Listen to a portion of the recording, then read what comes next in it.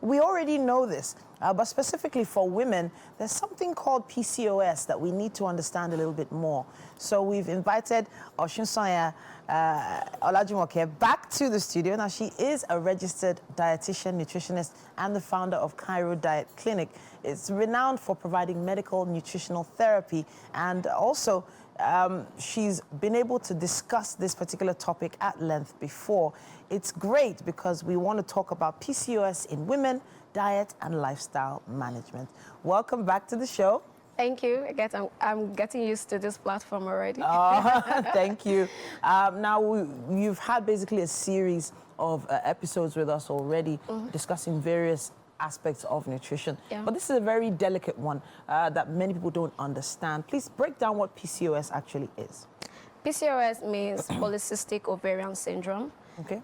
It's like an hormonal disorder in women that causes infertility, but has also been shown to be an endocrine disorder. Okay. It can predispose them to chronic conditions such as type 2 diabetes, cardiovascular disease, and endometrial cancer.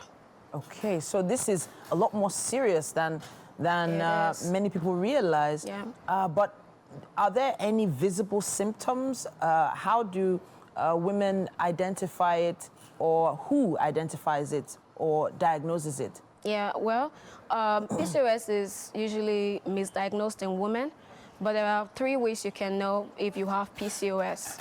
If you have fewer than 9 menstruations in a year, you might have PCOS.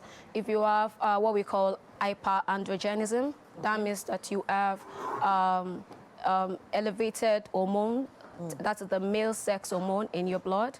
Okay. That can give you features of hirsutism. You could have male pattern hair on your body. Okay. You could have male pattern alopecia or baldness. You can have acne also. Wow. If you have those symptoms, you might have PCOS. Wow. Also, if you have polycystic ovary, that can be done using a pelvic ultrasound scan. Okay. You know, if there are multiple cysts on your ovaries, then you might have PCOS. So if you tick 2 of this, maybe you have fewer than 9 menstruation in a year, and you have features of male pattern hair, acne, or alopecia, you might have PCOS. Wow. Okay, so now there are probably more than a few women who have noticed some of these symptoms, maybe not together. You mentioned 2 or more, and they probably haven't gone for that kind of checkup before. You call it a pelvic scan, yes? Yeah, yeah. A pelvic scan. The second one can be, you can do blood tests to check your hormone levels for testosterone. For testosterone, that's the male sex hormone. High level of testosterone might also. So let's touch on the aspect of the nutrition for a PCOS diet. Now, I don't, talking about PCOS, it's not like a death sentence. It's something that many women are probably managing, and they've been managing over the years. But when it comes to diet, how does diet affect women in that way? Right. Most times, there's what we call insulin resistance in women. This is where the diet comes in. Because if you have, of course, insulin resistance occur in about 60 to 80% of women with PCOS.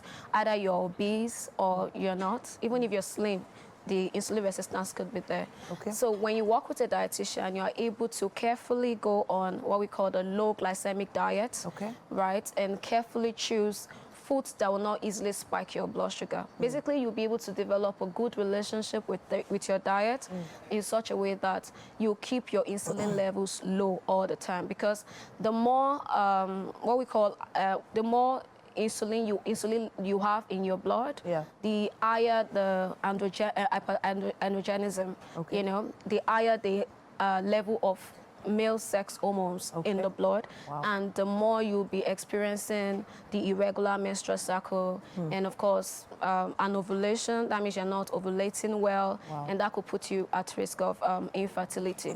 But once you keep the insulin levels down, you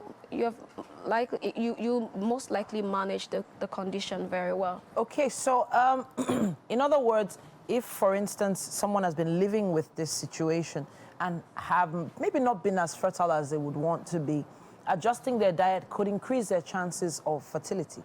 Definitely. Adjusting their diets, managing their weight. Although PCOS knows no weight, it happens in slim people also, but it is more common in people that are obese. Okay. So you now have adolescents coming down with PCOS. Wow. So from the time of that teenage years, if it is well managed, it's further complications can be prevented in future.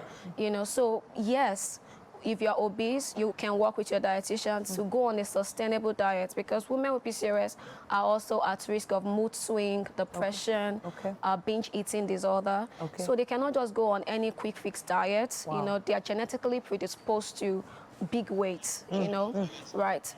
Can I just ask if there's any type of food that a woman with PCOS should completely avoid? Well, I would say completely avoid processed foods. Wow. Right? That is very important. For you, you cannot overly indulge, or you just have to keep it out of sight as much as possible. So when you say processed foods, anything that comes in a can, a packet?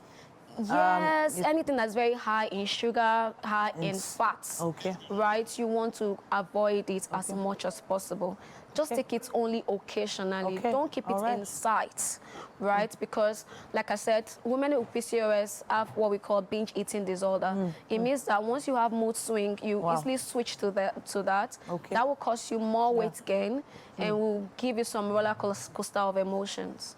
You know what? I know that this conversation is not one that we can complete today, but would love to hear your thoughts on this. Thank you so much for joining us. You're welcome.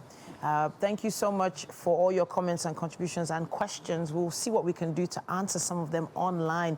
Just check out our page on Instagram. That's TVC Entertainment _. Use our hashtag WakeUpNigeria on TVC and tag us with your thoughts, questions, and we will have you obviously respond to them as we can. But at this point, we are pressed for time. There's still quite a bit for us to do. Let's take a quick break.